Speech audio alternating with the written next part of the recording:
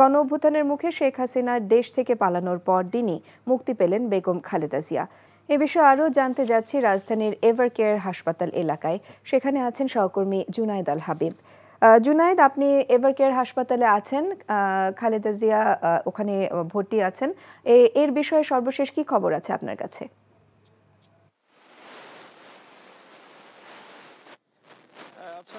আমি এই মুহূর্তে এভারকেয়ার হসপিটালের সামনেই অবস্থান করছি এবং আমরা খালেদা জিয়ার যখন মুক্তির খবরটি পেলাম তারপর থেকে কিন্তু এখানে অবস্থান করছি। আমার পেছনেই ঠিক যে এভারকেয়ার হাসপাতালটি রয়েছে এবং এখানেই এখনও চিকিৎসাধীন রয়েছেন বাংলাদেশের সাবেক 3বারের প্রধানমন্ত্রী বিএনপি চেয়ারপারসন বেগম খালেদা জিয়া।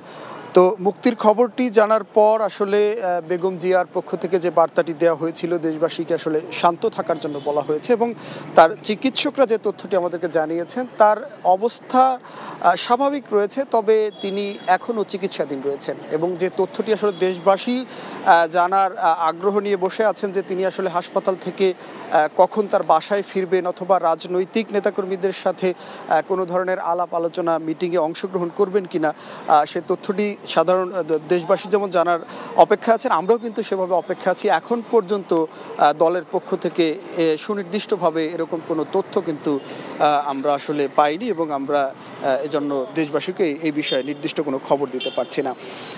তবে চিকিৎসকদের সাথে আমরা কথা বলেছি, তারা বলছেন যে আসলে আলোচনা করে তারা বেগম জিয়ার যারা চিকিৎসক বোর্ডের সদস্য রয়েছেন তাদের সাথে আলোচনা করেই মূলত আসলে সিদ্ধান্ত নেওয়া হবে তাকে হাসপাতালে রাখা হবে নাকি বাসায় নিয়ে যাওয়া হবে।